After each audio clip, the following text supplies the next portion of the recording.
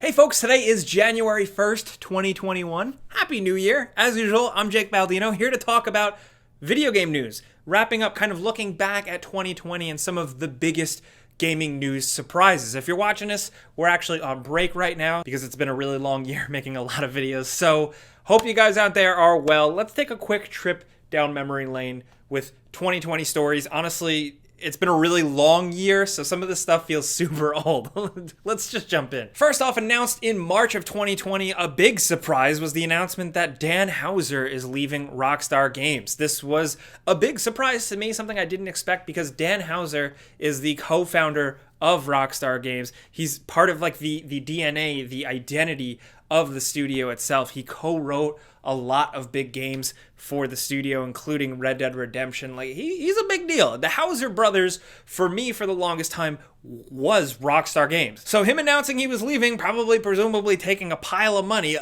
that is pretty unprecedented. And for me now, I'm just like, what does this mean moving forward? Especially considering Rockstar in the last couple of years, their releases have really ramped up in terms of just the storytelling factors. That with him not at the helm writing or conceptualizing a lot of these projects, what does this mean for stuff like maybe Bully 2? Fingers crossed, or, Grand Theft Auto 6. Who the hell knows, dude? Like I said, it came as a big surprise for me and a lot of other Rockstar Games fans and video game history fans. Doesn't seem like he's moving on to like start a new studio or anything like that. But all we can say now is thanks for creating a studio, creating a team, creating a company, and a group of people that have given us some really awesome games and really cool experiences. Thanks for that, dude. Like, I'm saying that like he's watching this. He's not, but, Now, another big video game news surprise from 2020 is a shorter one, but it's the fact that there was really no E3 this year, or at least no physical E3. This is, of course, because of the coronavirus pandemic. Most large-scale events throughout the world have been canceled this year, E3 being one of them, but also coming off the heels of E3's future kind of being questionable before this happened, and now with this happening, people are questioning E3's relevance even more. But I mean, like, hey, thankfully we still got tons of video game announcements this year through various events, through a Gamescom live stream, through the console announcement live streams from both Xbox and Sony. Nintendo kept up the Nintendo Direct department. A lot of little things here and there, the Game Awards, there's a lot to commend, and I think it's a testament to the resiliency of the video game industry. Granted, it has a lot of money behind it, but I think also there's a lot of very smart, very talented people working on things behind the scenes. So it still felt like a consistent year of video game news and announcements and projects and stuff. So E3 be damned. Will we get E3 again? Will E3 come back next year in full force? Will it be different? Who knows, man? Things change. Like when I first started doing this, it was like, I gotta go to E3. I have to, like, it was like the dream, and like we have to go for coverage. But now, being a YouTuber for so long and knowing so many other creators, most of us can kind of just sit at home and cover a lot of the stuff. That thrill of actually going, though, that is unbeatable. If that doesn't return, that is a shame. But hey, it is what it is. The past recedes, the future flows ever forward. Just came up with that. Like, that was me, I think. Another gaming news story this year that was a massive surprise. It's a very recent one. We got to acknowledge it. The Cyberpunk 2077 whoopsie. The big debacle. The state of which the game was released. I've talked about this on Friday shows. We've talked about it in videos. My thoughts on it and gameranx's thoughts on it still stand, where the game was released in a very unacceptable state for PlayStation 4 and Xbox, the base consoles in particular. Just, they shouldn't have asked for your hard-earned dollars for that. There are a lot of issues, even up to the PC version, which is, the most stable version of the game. Deep down in there, past all the bullshit, is a pretty solid game. Maybe not the game to end all games, maybe not quite as crazy as something like The Witcher 3, but still a pretty good game. It's just a shame that all this had to happen, with refunds, with Sony taking it off the digital storefront, with CD Projekt Red saying that they will refund your money out of their own pockets if they have to make good. I'm really curious to see where this is going to go. I think some of CD Projekt Red's actions during this have seemed a little deceptive, left a bad taste in my mouth. The fact that people didn't get to see these versions of the game, the state of this game, until after the game was launched and everyone's pre-orders were fulfilled. Reviewers like myself did not get access to the game other than on PC, so I had no idea what the console versions looked like.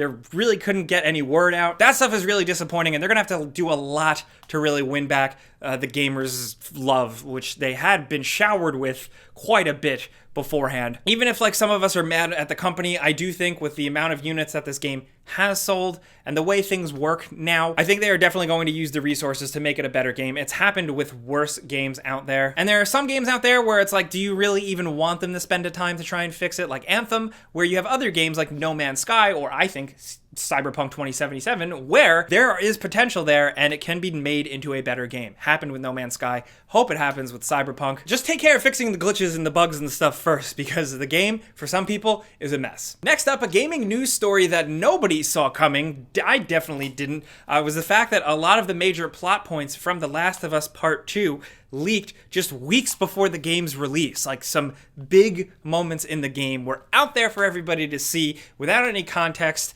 and that was a rough period. People feel very strongly about The Last of Us Part 2, one way or the other. I'm very over the discourse at this point, but just the fact that that happened. Like, set aside the fact that it was The Last of Us Part 2, or what the spoilers actually were. Can you imagine that happening with, like, another massive video game property, like, say, like, something with a story, like, say, the next God of War, or basically insert any video game franchise or movie that you care about being spoiled? It was unprecedented and massive. Another big gaming news story, like, there were rumblings of it in the past, but didn't think it would get this far, is the whole Apple versus Epic thing. The fact that Fortnite was booted off of iOS devices, and that whole escalation with Fortnite even making a parody of the classic Apple ad that spoofed 1984. All of that stuff was a wild time, and still technically not all of it is resolved. It's still going into the courts. So this is kind of like a to be continued story that we'll probably hear more about in 2021,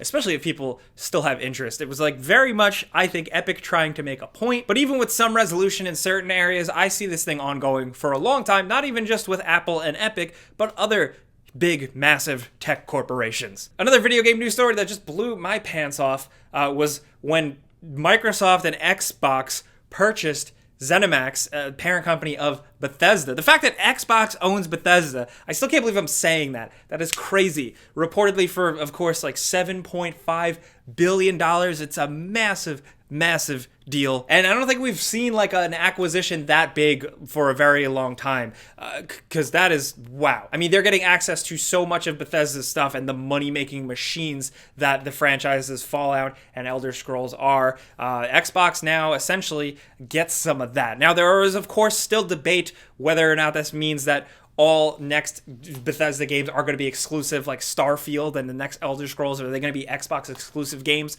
Gamers are very divided on this. We don't know for sure. Phil Spencer from Xbox and Pete Hines from Bethesda have said little things here and there, but ultimately they're still going to make games kind of unimpeded. But we don't know exactly what the plan is. They are honoring agreements with certain games that are already in place. Like Deathloop, for example, is still getting that PlayStation deal. So I feel like the debate of like, will they, won't they make things exclusive? Like, we're gonna have to wait and see. We've debated that for so long, but I think just the fact that this happened is insane. The very least, bottom line, what I am hoping is that now with such massive corporate backers, maybe Bethesda's games can get even better. I mean, because the last couple of games, there have been some issues here and there, and they have pissed off some fans. So I'm thinking at the end of the day, maybe Bethesda is getting access to even more resources to just make cooler games. They've kind of said that, but we'll have to see it to believe it. And last but not least, one of the biggest gaming stories this year, something that I didn't really see coming to this degree, is the launch of next generation consoles and the whole scalper debacle. The fact that it is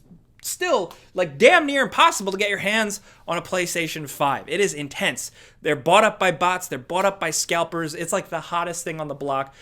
Looking at it in mainstream news, dude, it's almost like to the point where there are people out there buying up PlayStation 5s, selling PlayStation 5s, buying them from scalpers who don't even really like video games. It's just the hot new thing and they have to have it. And that's disappointing because I know a lot of people out there personally that still want to get their hands on one. We got lucky. I got a pre-order day one, but I know it's not the same for everybody. And I think when some people could have really used that joy this year, you know, just playing video games on a plastic device, some scalpers really kind of served as the Grinch, and that sucked ass, especially with that UK group announcing that they had acquired thousands of them that they were going to resell for a higher price. It's insane and really, really a damn shame. Things seem to be getting better, and by the time this video's out and like the next couple weeks, I think things are going to get better as they produce more. But what I want to end on, the bottom line, what I think is really cool is that despite the pandemic, despite a lot of studios, companies, people around the world working from home, dealing with all kinds of things, both societal and economic, we got video games to play and we got new consoles. I think that's almost like a miracle that train kept rolling, because you can't say that for a lot of other things, like certain restaurants or the movie industry. Video games still held on. Yes, the games were a little buggier and glitchier, but hey, we got them. Video games, am I right? Soapbox over. Thank you guys for hanging out. This was a fun wrap up to do. I'd love to hear from you guys in the comments, like what you think the most shocking video game news story was of the year. We only could cover the big things. There were a lot of other things in a lot of different categories. So like I said, you guys be the voice. I definitely want to hear what other stories interested you. We'd love to hear those down in the comments for maybe another video. But if you want to yell at me directly, find me on Twitter and Instagram at Jake Baldino and youtube.com/Jake Baldino. But clicking the like button does help. We really appreciate that. Thank you again for a fantastic 2020. Thanks for watching. Thanks for showing up. I'm Jake Baldino. See you guys next time. Pizza's on me.